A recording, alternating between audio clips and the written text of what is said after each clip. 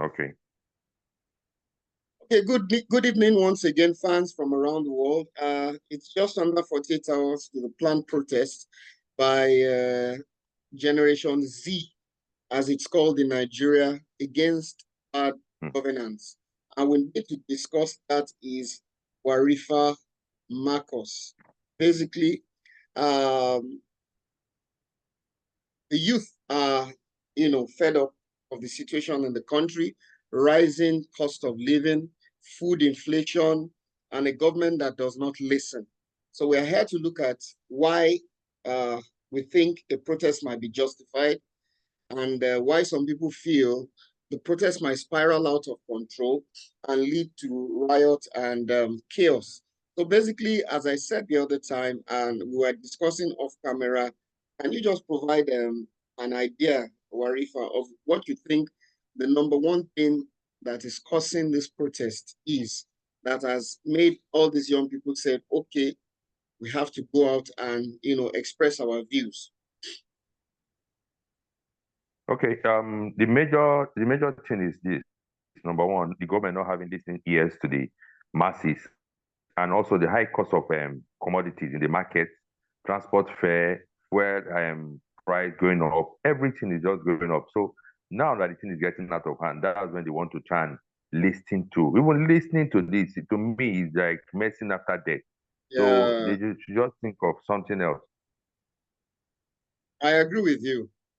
I agree with you. And you would imagine that if this government had been listening to them, it may not have, gotten to this stage. The masses and the young people feel the only, weapon they have to express themselves is their constitutional right to do a peaceful protest. Protest. And we need to be careful because we have seen parallels in Kenya and Uganda. Both countries have experienced similar divisions during protests. In Kenya, recent Gen Z inspired protests led to clashes between anti-government demonstrators and pro-government groups that led to chaos and mayhem. In Uganda too, something similar has happened.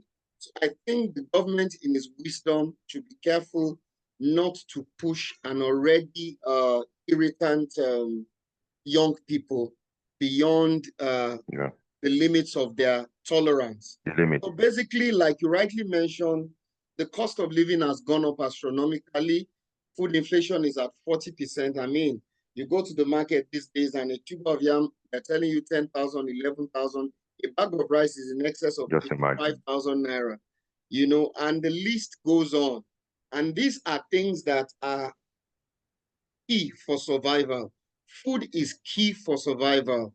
And then you talk about the removal of subsidy for petrol. It's not really justified because it has just made hardship and poverty increase. And then you ask, what is the savings from petrol subsidy being used for? Subsidy. You can't really see it in amenities such as electricity and good roads. And then you look at the cost of governance and the lavish and the extravagant lifestyles of some of our political leaders. And it begs the question, why should the populace and the masses actually be making sacrifices when our leaders are not doing the same? So, like you rightly mentioned, I think the protest is justified. It's just that we want them to make it as peaceful as possible. We don't want it to spiral out of control. Nobody wants a repeat of EndSARS again in this country. So, what do you think are one or two things that you feel this particular government has not got right, that has even made it worse than the Buhari administration? Okay. Number one, I'll say the government, those in government, they don't want to sacrifice. They don't want to make the sacrifice. They want the masses to always sacrifice. Then, and also the same mistake that the previous government they made, they are still making the same mistake. What's the mistake? They don't give listening ears to these people. They wait until when it's almost getting out of hand. That's when they want to take action. Why must you wait until 2 days a day before Yeah. protest. You're now bringing price of rice down to 40,000 or so. Why? And again, like yesterday in Port Harcourt, in MTN office, the crowd. Why should you? You've heard of this protest since almost about a week ago, and you allow NCC to shut down what's it called, the line of Nigerian citizens. I had The fuel more is than there. You're just waiting 40,000 for lines to were spark bad. fire. It happened in Lagos too. It's wrong. So the Tinubu-led administration, they should learn how to sacrifice and also have listening ears, give listening ears to the masses. Try and make life comfortable. Don't just be saying, hey, it's everywhere, it's everywhere. If you say it's everywhere, it's everywhere. Other countries, their citizens, they don't go through this type of hardship that Nigerian citizens are going to. So they should. And again, the people in his cabinet, the senators, the House of Assembly members, and some ministers, they are not telling him the truth. They are not giving him the right advice. They are just after their pocket for me, myself, and I. So they should try and tell Tinubu the truth. What can we do to giving people palliative at this time? We don't need palliative. What we need is good economy. Make the economy better for the citizens. Keep your palliative and make the economy better for the citizens. For the citizens, yes, I agree with you.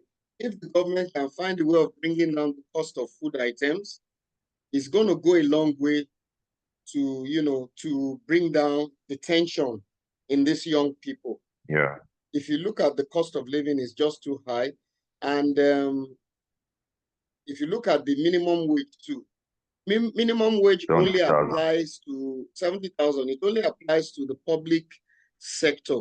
The private sector still will have to depend on, the forces of buying and selling. What comes in is what goes out.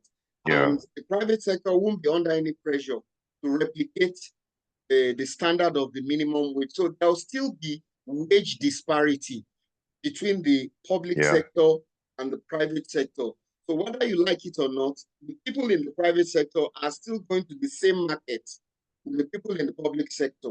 Now, what is going to happen now that the minimum wage has increased is that the cost of food items will also go up.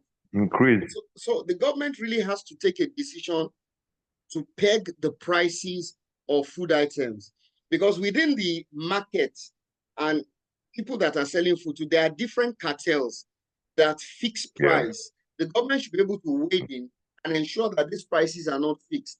And then some palliatives should be given to farmers, as well as security, to ensure that their items, the unit cost of their items, after they bring it from the farm, can go down.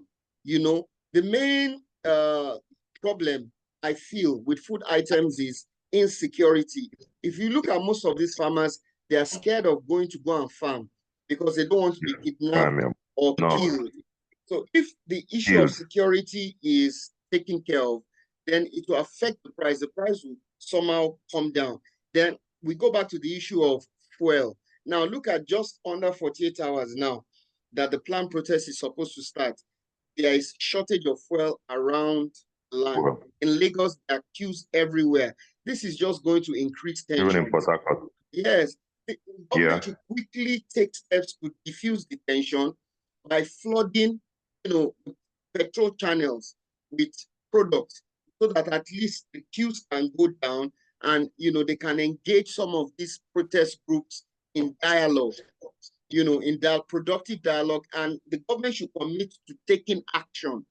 Most of the time after the dialogue, there's no action. The people don't really trust the government to follow through on promises, because whatever is being done, they're not actionable at the end of the day. So we're just praying sincerely that the government will listen to these people, because most of the claims are justified. There's hunger everywhere. And then, like I said before, if you look at the lifestyles of some of the senators and members of the House of Representatives, it's very lavish and extravagant. The cost of running government and the salaries some of these guys are on is outrageously high. If we as citizens are doing our own bits to sacrifice and live a prudent and frugal life, you would expect that our leaders too, we should take cue from them. They should be the ones that should be sacrificing more than us. Take the lead. So basically, what do you think? Do you think if government intervenes on time, probably tomorrow, they should give the government audience, or do you think it would make sense for them to go ahead with the protest? What are your thoughts? What are your thoughts? I'm not against the protest, but the issue I have with the protest is that let it not be hijacked. Okay, just like for example now the palliative they were shared to the state governors, and also the rice that they said they are selling for 40,000. You know, some of these food loans and some touts, they might be targeting some of these palliatives to break into the warehouse and do away with some of those things. And also, what they are doing now, they would have done it a month or two so that the masses will know that they have them at heart. But doing it right now is just like the fuel is already set. You're just waiting for a spark of heat to ignite the fuel. That's what is just waiting right now. So they acted very late, very, very late. I don't know if they don't have good advisors, because you know that the protest is on ground. You're blocking the lines of Nigerian citizens, making them to get more angry. There's fuel scarcity, so many things. And like the FCT minister came up and was saying that they have to apply to use Eagle Square, and also they have to pay for it. All those things, they are provocative words which you don't use. You need to apply wisdom when you're dealing with this. I just pray that the protests will not turn into riots and for lives and property. Okay, like what happened in Lagos? I saw a video. Is it College of Education? Also, they were destroying some cars. And the negative part of it is that when you destroy these things, you are giving the government, the corrupt ones, chance to loot more things, because if they want to replace those vehicles, they might add ×2 of the money. With those, that corruption is increasing. Yes. The politicians, they should just be truthful to themselves. Let them be truthful. When you are truthful, you can walk on the streets without any security agent, but it's because their hands are not clean. They are not doing the right thing. That's why they carry security agents wherever. I believe some of these politicians, they are out of the country right now. Yeah, I had that Why as you well. afraid if your hands are clean? If your hands are clean, you don't need to be afraid. Do the right thing. When you do the right thing, and now they are buying some group of people saying they shouldn't protest, all those things, they are just messing after death. They should give listening ears. In fact, I even had today. Yeah, I had today that they've sent some people to do an anti-protest protest. An anti-protest protest. It's like problem, because there might be a clash. Yes, that might be a clash. I agree with you. And it's not needed right now. Yes, and just do the right thing.